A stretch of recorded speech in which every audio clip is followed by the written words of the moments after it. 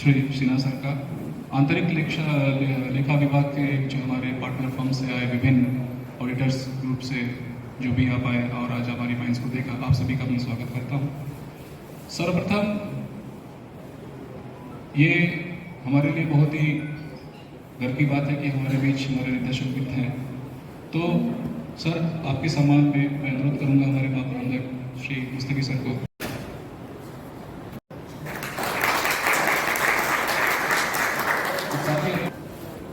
हम एक भूमिगत काम की इकाई है, तो हम सभी सम्मानित करेंगे हमारे मुख्य अतिथियों का पॉट्स के सौरभ साहब से अनुरोध है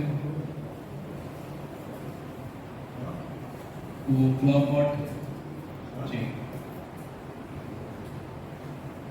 जी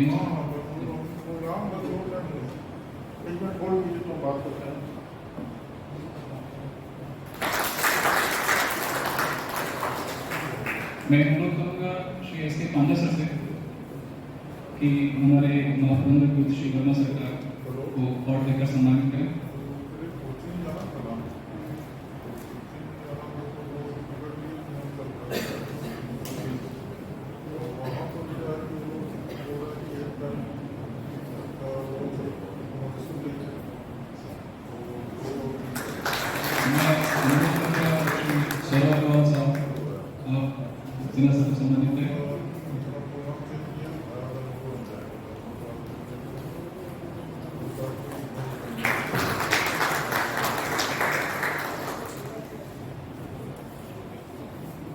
साथ ही हमें सौभाग्य प्राप्त हुआ है हमारे बीच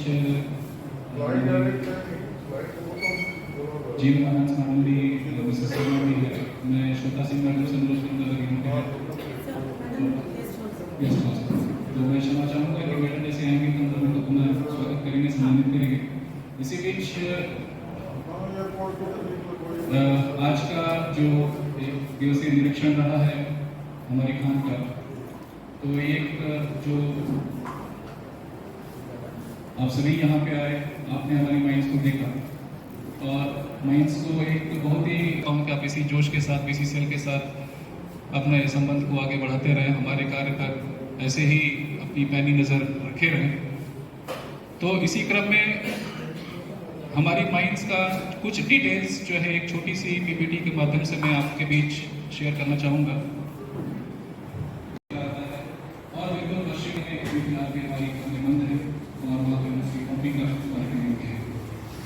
इस बुकिंग कोल के लिए जानी जाए टोटल रिजर्व्स हमारे देश में 260 मिलियन टन है और ये छोटा सा दिख रहा है, ये करीब देश का 30% को रिजर्व सपोर्ट करता है। और इस मार्केट में जब हम ऊपर से बुकिंग को देखते हैं तो यहाँ पे जो वॉल पार्ट है उसमें हमको कोविड क्लास की इमेज ज़्यादा दिखेगी और 100 एरिया है कि सारी सीमें, सारी वो सीम जो है वो पड़ती है यहाँ पे।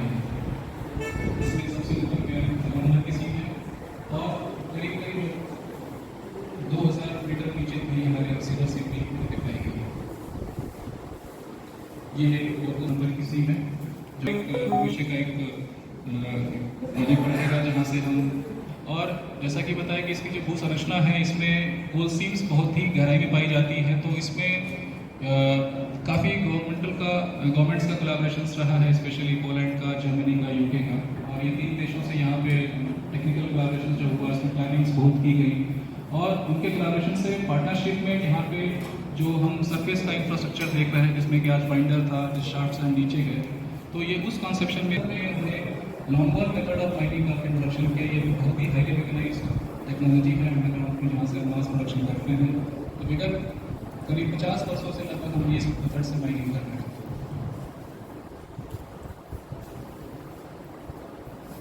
इसमें अभी तक हमने जैसे बताया कि जो लीजहोल्ड एरिया है करीब 20 किलोमीटर का है हमारे पास। पहली मैग्नाइज्ड लॉन्गर हमने 78 में यहाँ पे लाई और अभी तक जो 71 लॉन्गर पैनल हम यहाँ पे माइनिंग किए हैं इसमें करीब हमारे पास 7 अलग अलग लॉन्गर पैकेजेस अलग अलग पार्टनरशिप में हमने यहाँ पे लगाया।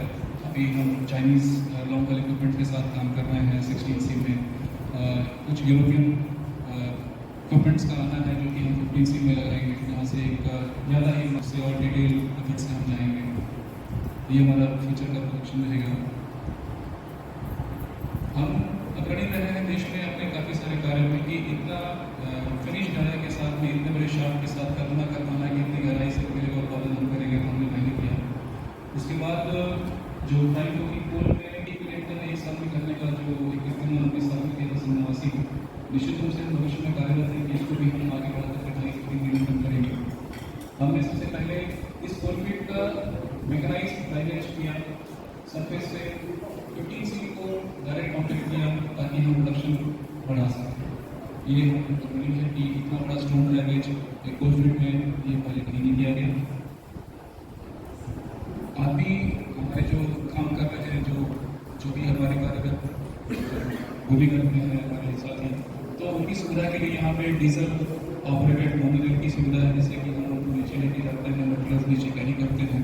ये सब हमने अपना इंट्रोड्यूस किया। और ये जो सरफेस का इंफ्रास्ट्रक्चर है कि जो रन ऑफ माइन है, जो माइन से प्रोड्यूस्ड कोल है, वो पिट पे हम पर्सनली को डायरेक्टली वॉश करते हैं और फिनिश कोल वहाँ से डिस्पैच किया जाता है हमारे कस्टमर्स को। तो ये पिट हेड डिज़ाइन और लेआउट जो हमारा है बिल्कुल यूनिक है। तो ये हमारी बड़ी जो साइड फर्स्ट है, ये आप इसमें देख पा रहे हैं कि शाफ्ट होने के बाद से अलग अलग होराइजन्स पे सीम को कॉन्टैक्ट किया गया, टच किया गया और अलग अलग लेटरल्स बना करके एक छोर से पैनल बनाते गए। और देख पा रहे हैं कि अलग अलग पैनल से कोल का एक्सट्रैक्शन हम करते चले गए। तो एक प्रकार से एक लेवल पे जब कोयला खत्म हुआ, समाप्त हुआ, अलग सीम समाप्त हुई, तो अगली सीम पे हम गए। और अभी हम 500 मीटर से जैसे हम गए, देखे, घूम के आए, वहाँ से हम करीब 800 मीटर डेप्थ तक जा सकते हैं, वहाँ तक हमारी वर्किंग से।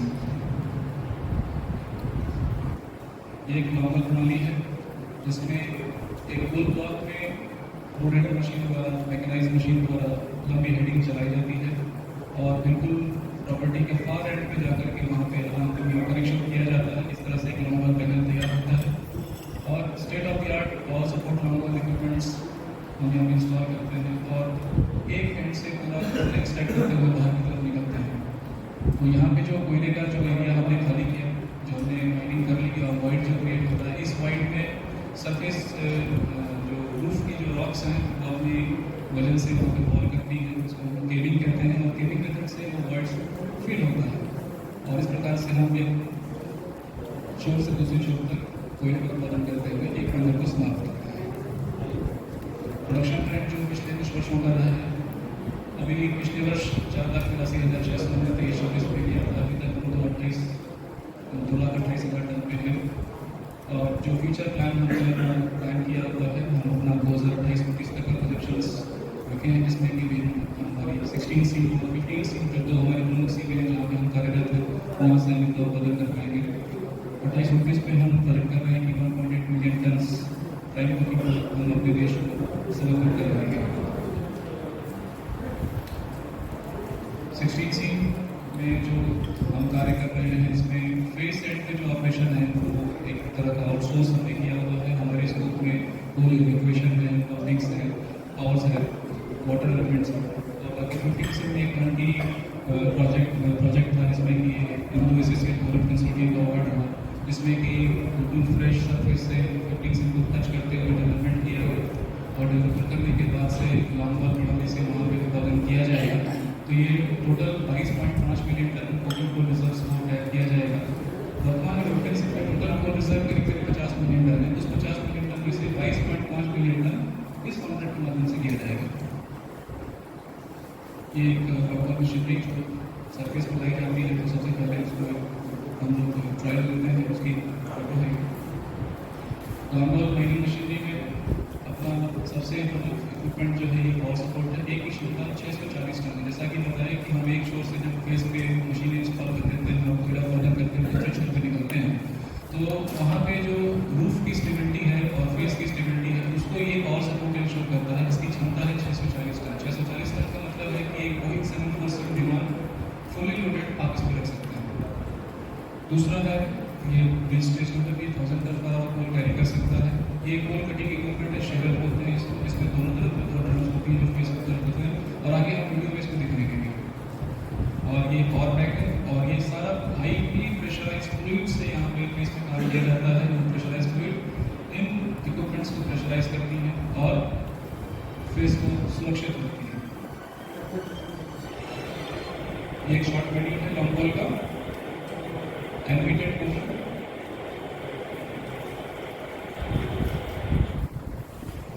ये शेरर है जो कि गोल कट कर रहा है और इस वीडियो में देख पाएंगे कि एक छोर से दूसरी छोर की तरफ वो कट करते हुए गोल हो जाएगा।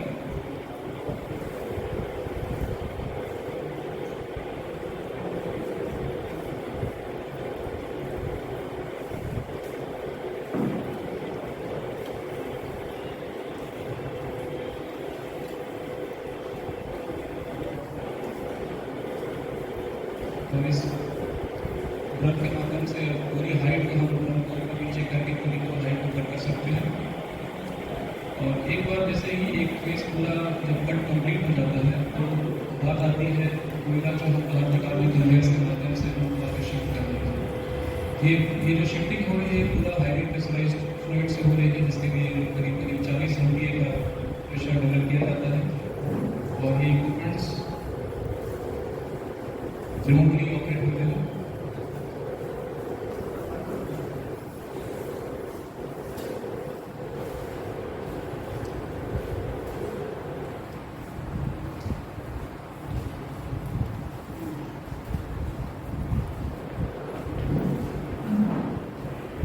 ये पावर सपोर्ट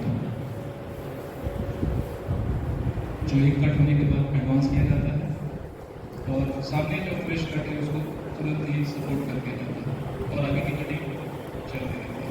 इस प्रकार से कॉन्टिन्यूस प्रोडक्शन हम लॉन्ग फेस से इंश्योर कर पाते हैं इन मशीन के माध्यम से।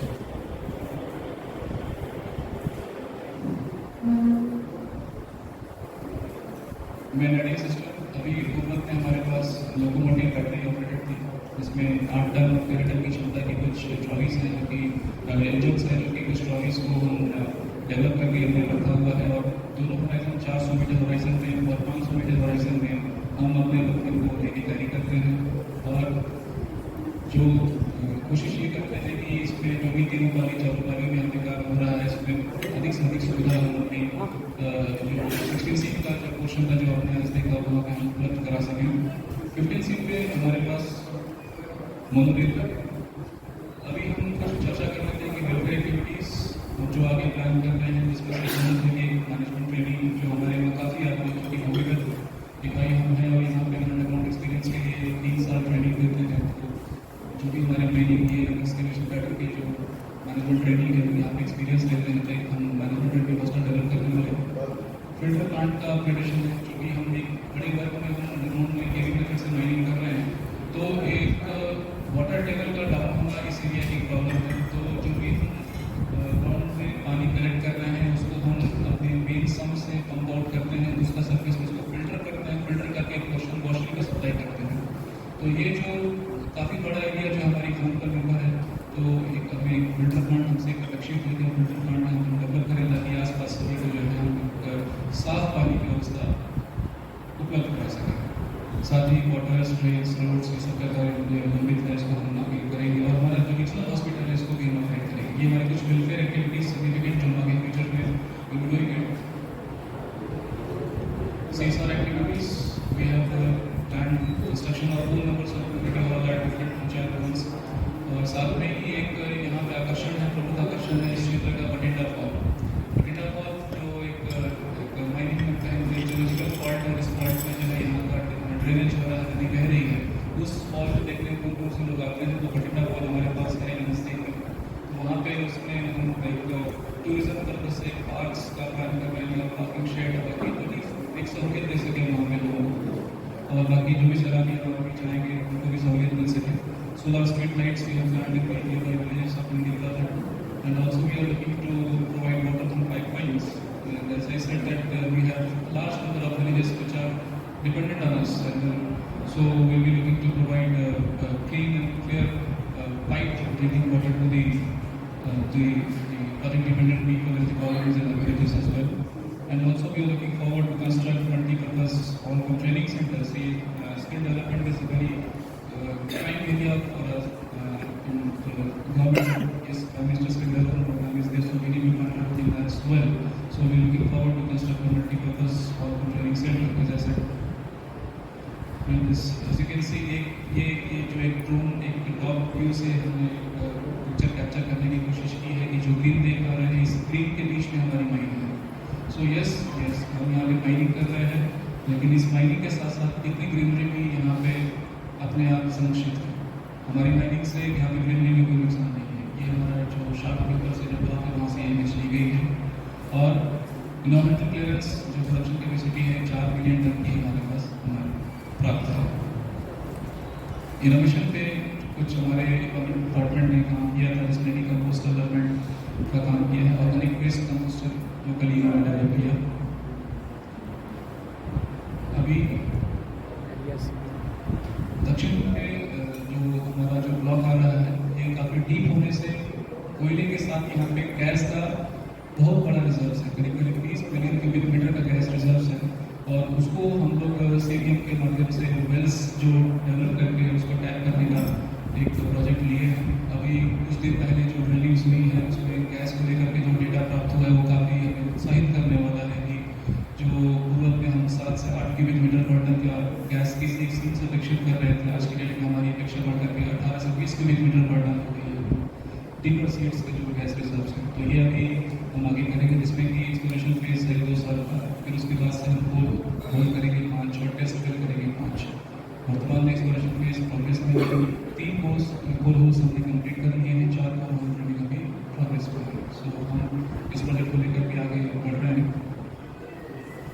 स्पेशल अचीवमेंट्स में जैसा बताया कि डीजल ऑपरेटेड मोनोरेल सिस्टम जो 15C गढ़की प्रोजेक्ट था उसमें हमने इंट्रोड्यूस किया है। साथ में हमने जो प्रभा एनर्जी प्राइवेट लिमिटेड के साथ सीडीएम में अपना जो एक इंट्रोडक्शन किया। पहले हमने यूएनडीपी प्रोग्राम के अंतर्गत में यूनाइटेड नेशंस डेवलपमेंट प्रोग्राम में 2007 से 10 के बीच में सीडीएम को लेकर के काम किया था, पायलट वेल्स किए थे, तो गैस को लेकर के एक कॉन्फिडेंस था। अब हम उसी क्षेत्र में जो है सीडीएम को लेकर के आगे बढ़ रहे हैं। हेल्थ काउंसलिंग एक 50+ एज ग्रुप का जो हमने अपने पीरियडिक मेडिकल एग्जामिनेशन के अंग बनाया है कि हमारे जो भी कर्मचारी हैं, अधिकारी हैं, जो भी 50+ में उनकी हेल्थ काउंसलिंग निरंतर रूप से करते रहना, इसका भी निरीक्षण कर रहे हैं। और मैं आपको शेयर करना चाहूँगा कि पिछले वर्ष जो सेशन था 22-23 में उसमें हमको 5 स्टार रेटिंग हुई, इसको लेकर प्राप्त हुई है। और साथ ही इतना सब कुछ बताने के बाद से हमारे जो मेन चैलेंजेस हैं कि हमारी माइंड्स पे काफ़ी गैस है, तो इस गैस के साथ हमें उत्पादन करना पड़ रहा है। तो इसके लिए हमको डिग्री 3 कैटेगराइजेशन में प्राप्त रेजिमे से हमको बताया गया है और उस चैलेंज के साथ हम उत्पादन करते हैं।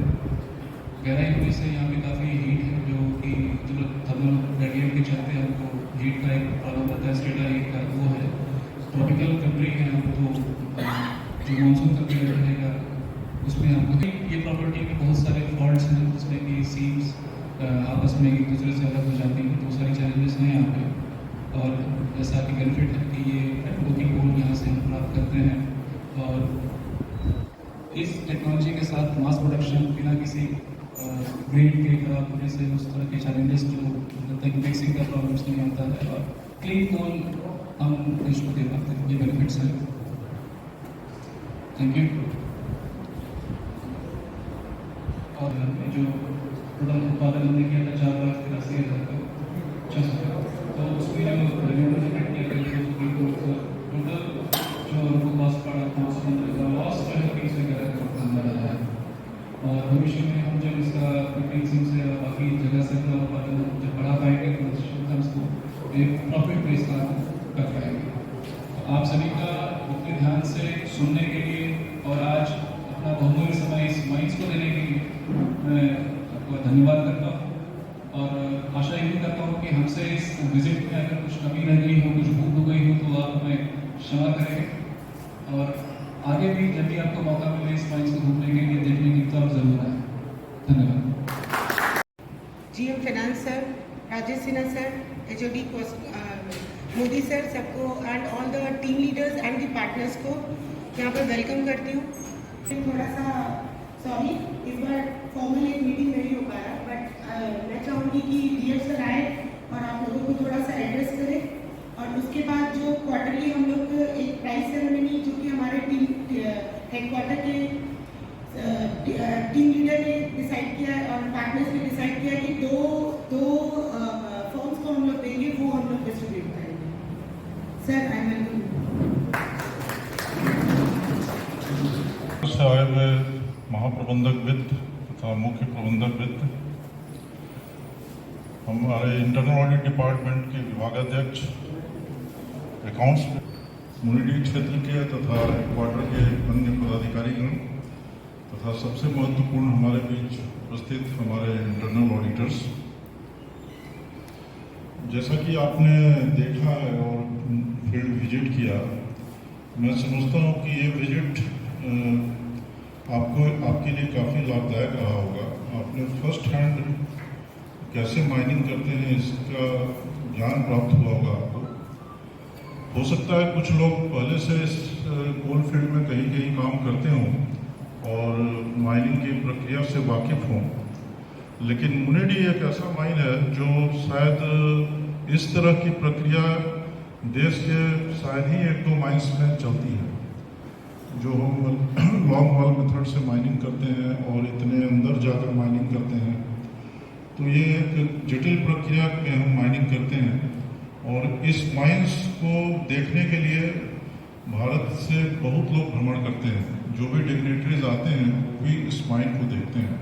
इस माइन का यही सबसे खासियत है कि एक कठिन परिस्थिति में भी हमारे श्रमिक, हमारे अधिकारीगण यहाँ माइनिंग करके कोयला उत्पादन करते हैं। और आज जो हम तकनीकी का यूज कर रहे हैं इसको इस माइन में, वो सर्वोत्तम तकनीकी है। और हालांकि जैसा कि आपने देखा, वित्तीय परिणाम हम नहीं ले पा रहे हैं क्योंकि उसके अनेक कारण हैं। वो ऐसा नहीं है कि केवल प्रोडक्शन कम होने के कारण हो रहा हो, कुछ अन्य कारण है। लीगेसी कॉस्ट है, पहले से मैन पावर हमारे पास हम ज़्यादा लेकर चल रहे हैं, उनका वित्तीय बोझ है। तो वो सब कारणों से ये क्षेत्र लाभ अर्जित नहीं कर पाया है। लेकिन इस क्षेत्र का भारत की अर्थव्यवस्था में बहुत बड़ा योगदान है। वो योगदान इस तरह से है कि जो हम कोयला का उत्पादन करते हैं वो अच्छे क्वालिटी का कोयला है और उतना ही कोयला हम इंपोर्ट होने से बचाते हैं। तो देश के फॉरेन एक्सचेंज का भी हम सेविंग करते हैं और डोमेस्टिक कोल अवेलेबल हम अपने स्टील सेक्टर को करवाते हैं इस खदान के माध्यम से। तो हालांकि ये क्षेत्र प्रॉफिट नहीं अर्जित करता है, लेकिन देश के अर्थव्यवस्था में इस क्षेत्र का इस मायने में महत्वपूर्ण होना ये बहुत ही इस क्षेत्र के लिए गौरव की बात है। और इसमें हमारे मुस्तफी साहब जो यहाँ के जीएम है, ये इस क्षेत्र में काफ़ी दिनों से तक रहे हैं। पहले ये मैनेजर रहे, प्रोजेक्ट अफसर रहे, बाद में अब कुछ महीनों से यहाँ के जनरल मैनेजर हैं। तो ये अनुभवी व्यक्ति हैं और मुझे पूरा विश्वास है कि उनके अनुभव का इस क्षेत्र को आगे और व्यापक लाभ मिलने जा रहा है। तो ये क्षेत्र आगे और तरक्की करेगा, उत्पादन तो बढ़ेगा ही, ये जो वित्तीय घाटा दिख रहा था वो भी खत्म हो जाएगा भविष्य में। हमारे ऑफिसर्स भी जो आए हैं कोयला हाउस से, वो लोग भी शायद पहली बार माइंस में गए हैं, तो उन्हें भी अच्छा अनुभव हुआ होगा। उन्होंने भी माइनिंग को पहली बार देखा है अंदर जाकर, तो वो भी इससे बहुत कुछ सीखेंगे। और मैं समझता हूँ कि जब तक आप प्रक्रिया को सामने से नहीं देखते हैं तब तक आप अपने काम को भी ठीक तरीके से नहीं कर पाते हैं। क्योंकि एक होता है ना कि कोई प्रस्ताव आपके पास, जब आप वित्त विभाग में काम कर रहे हैं और आपके पास कोई प्रस्ताव आया है जहां आपको खर्चे को वेटिंग करना है या खर्चे का कंकरेंस करना है, तो जब तक वो दृश्य आपके दिमाग में नहीं आ जाए कि वहाँ कैसे काम होता होगा, तब तक आप उसका ठीक से आकलन नहीं कर पाएंगे कि ये सही प्रस्ताव है या नहीं है। तो ये घूमना, नीचे जाकर देखना, ये बहुत ही ज़रूरी चीज़ है। और मैं तो अपने इनिशियल कैरियर में शुरुआती 10 वर्षों में, जब मैं, हालांकि अंडरग्राउंड में मुझे काम करने का मौका नहीं मिला था, ओपन कास्ट में था, बट मैं माइंस के अंदर बहुत जाया करता था। और शुरुआती पीरियड में 3-4 साल में जब मैं ज्वाइन किया था, उस समय तक तो मैं अंदर जाना, साइडिंग पे जाना ये फ्रिक्वेंट लगा रहता था। तो वो बहुत ज़रूरी चीज़ है और मैं आगे ऐसी योजना बनाऊंगा कि हमारे हेडक्वार्टर के लोग जो अवसर कम मिलता है जिन्हें फील्ड में जाने का, उनको फील्ड घूमने का मौका मिले, देखने का मौका मिले, कैसे काम हो रहा है वो समझें इस चीज़ को। और बिना घूमे बिना देखे इंडस्ट्री के साथ अपने आप को जोड़ पाना भी दिक्कत होती है। क्या होता है कि अगर आप इंडस्ट्री के वर्क प्लेस से नहीं जुड़े हुए हों तो आप आइसोलेशन में काम करेंगे तो वो भी ठीक नहीं है। इंडस्ट्री के वो पूरे प्रक्रिया को जानना समझना होता है। ऑडिटर्स भी आज गए हैं, ऑडिटर्स को भी ये देखकर अच्छा लगा होगा कि किस जटिल प्रक्रिया में हम काम करते हैं। ऑडिट जब हम ऑफिस में बैठ के कुछ फिगर्स देखते हैं तो फिगर्स कैसे जनरेट हो रहा है, कोई भी फिगर तो रिजल्ट ऑफ द आउटपुट है, कैसे हम काम कर रहे हैं उसी का वो रिजल्ट है। तो वो कैसे वो फिगर आ रहा है, जब तक आप प्रक्रिया को नहीं समझ पाएंगे तब तक आप पूरी तरह से उसको कॉम्प्रिहेंड नहीं कर पाएंगे, अपने दिमाग में नहीं ला पाएंगे कि इस खर्चे का ये फिगर आया है तो उसके पीछे क्या क्या हो रहा है। तो मैं समझता हूँ कि ये श्वेता ने बहुत अच्छा एक इनिशिएटिव लिया है ये आप लोगों को फील्ड घुमाने का। और भविष्य में मैं और रिक्वेस्ट करूँगा उनसे कि दूसरे एरिया में भी जहाँ हम नई टेक्नोलॉजी का यूज कर रहे हैं, जैसे हम हाई वाल का यूज कर रहे हैं, और बड़े माइंस में जहाँ ओपन कास्ट में उत्पादन का वॉल्यूम ज़्यादा है वहाँ पर कैसे प्रोडक्शन हो रहा है, ये सब भी आपको भविष्य में दिखलाने का हम व्यवस्था करेंगे। रहा बात हम अपने विषय पर आते हैं, तो विषय के संदर्भ में जो मुझे फीडबैक मिलते रहता है विभाग की तरफ से, मैडम की तरफ से, तो काफ़ी अच्छा आप लोग काम कर रहे हैं। अपने रिपोर्ट्स में काफ़ी चीज़ का कवरेज भी दे रहे हैं। कुछ हमारी अपेक्षा है कि इस कवरेज को थोड़ा और बढ़ाया जाए, विस्तारित किया जाए। और इस संदर्भ में आपको श्वेता मैडम के तरफ से कुछ चिट्ठी भी मिलते रहता होगा बीच बीच में। तो मेरी ये गुजारिश है कि अपने काम में उन बिंदुओं का भी ध्यान रखा जाए जो हम आपसे निवेदन करते रहते हैं, और वो आपके वर्क प्रोफाइल का हिस्सा ही है, हम कोई एक्स्ट्रा कुछ नहीं कर रहे हैं। तो उससे क्या होता है कि एक हमारे जो लोग काम कर रहे हैं तो माहौल हम दे पाएँ काम करने का। तो इन शब्दों के साथ मैं आप सभी का पुनः धन्यवाद देता हूँ, और मुनिडी प्रक्षेत्र के जीएम और तमाम अधिकारियों का भी मैं धन्यवाद देता हूँ जो उन्होंने एक अच्छा इंतजाम किया आप लोगों को माइन दिखाने का। सभी को धन्यवाद। क्योंकि ऊपर में जितना ह्यूमिडिटी होती है माइंड्स उतना जो है प्रॉब्लमेटिक हो जाता है। ये पर्टिकुलर ये रेनी सीजन में जो ऊपर में रिलेटिव ह्यूमिडिटी का परसेंटेज करीब 96-97 के आसपास में है, वो पिट बॉटम में जाने के बाद थोड़ा दूर जाते जाते वो 100% हो जाता है। तो 100% इज लाइक सौना बात, you have nothing to do but to stay calm and quiet, but it will you will sweat continuously। तो इस सिचुएशन में आज आप लोग घूम के आए हैं, काफ़ी फैटिग्ड हो गए हैं, तो इसलिए जो है ये टाइम भी एक है और आप लोगों को पैदल चलना पड़ा, उसके लिए वंस अगेन वेरी सॉरी। और सेकेंड एक चीज़ हम बोलना चाह रहे हैं क्योंकि डीएफ सर ने बहुत कुछ बताया है, तो उनका मार्गदर्शन में हम लोग को काफ़ी यहाँ पर कोशिश कर रहे हैं। और डीएफ साहब एक चीज़ और बोले हैं कि स्टार्टिंग फ्रॉम मैनेजर टू ये, तो सर को थोड़ा सा सुधार देते हैं, starting from shift officer to general manager. तो I am fortunate enough that I have been posted here since last almost 30 years, apart from few batches जब हम इधर उधर ट्रांसफ़र हुए और गए, हेडक्वार्टर में भी काम किए हैं। तो एक जो है यहाँ बहुत विजिटर आते हैं, VIPs आते हैं। नेक्स्ट वीक होम मिनिस्टर आने का है, सूचना है, उनको लिए तैयार कर रहे हैं। तो एक वेकअप कॉल हो गया है आप लोगों के चलते, ये हम लोगों का, क्योंकि एक बार ठीक ठाक हो गया है। तो उसके लिए जो है जितना इंफ्रास्ट्रक्चर का चाहिए, तो आज सर से बात हुआ है, सर पूरा हेल्प करने के लिए। और सर को पता है कि मुनिडी क्या है, क्योंकि पुराने हैं, सामने नेक्स्ट ईयर सर रिटायर करेंगे तो नया कोई आएंगे तो उनको फिर मुनिडी समझने में थोड़ा सा टाइम लगेगा। तो सर को कुछ बताते हैं तो तुरंत जो है हम लोगों को वो मदद मिल जाता है। साथ ही साथ हम एक चीज़ और बताना चाह रहे हैं आप लोगों को, सर का परमिशन लेकर के, क्योंकि 10-15 मिनट का एक सेशन अगर आप लोग चाहते हैं, क्योंकि किसी के पास कोई अगर क्वेरीज हो जो आप जानना चाह रहे हैं, तो you are free to ask me. और तब तक हम और एक चीज़ बता रहे हैं कि जो हम लोग को जो फिनेंशियल जो ये है, हम लोग मोटा मोटी अभी जो पोजीशन है, ब्रेक इवन पॉइंट हम लोगों को है 1 million, that is 10 lakhs tonne, एंड hopefully as per our planning we will achieve that by the mid और end of 2026. So we can hope that from 2026 onward Munidi will start doing profit. So it will be a great achievement for Munidi mine, because since its inception Munidi, apart from 1 or 2 years, Munidi has not done any profit. So from 2026 onward we are hopeful that we will be in a profitable position.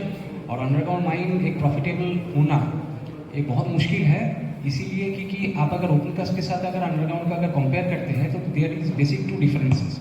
एक है कि open cast में है high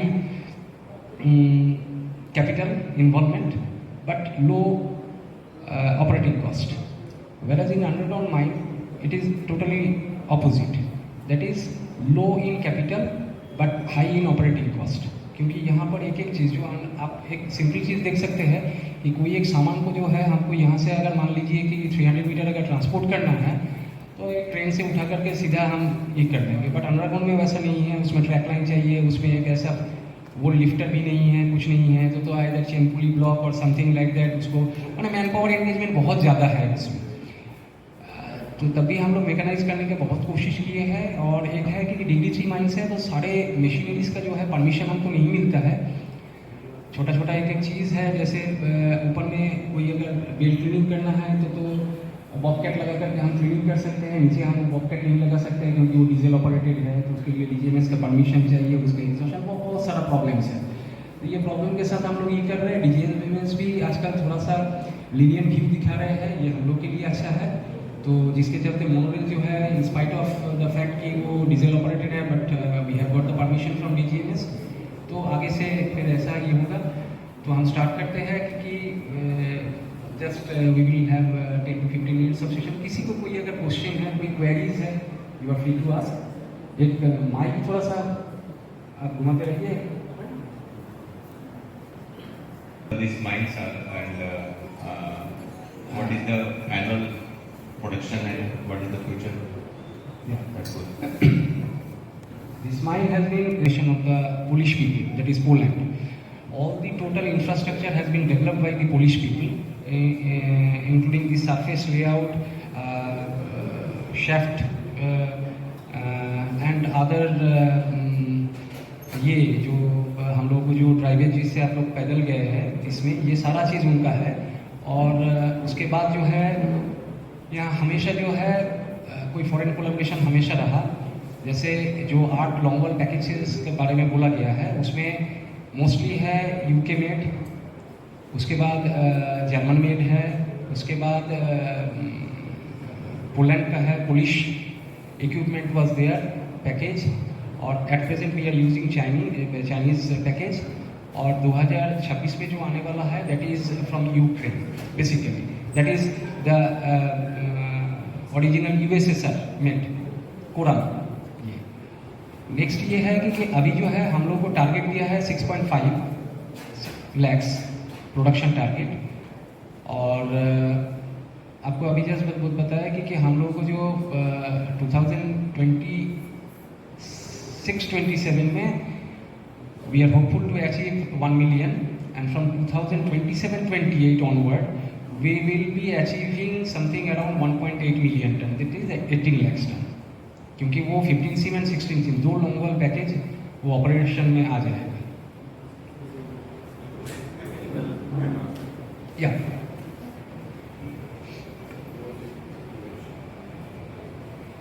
anyone और किसी का कोई सवाल?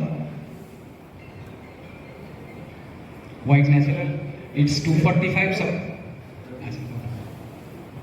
लाइफ इस कम्युनिटी का प्रोजेक्ट लाइफ कितना है? अभी जो है सर आज के डेट में जो हम लोग को जो माइनेबल रिजर्व है, एक्सट्रैक्टेबल रिजर्व है rather to say, on that basis we can say that it is a life of 32 years.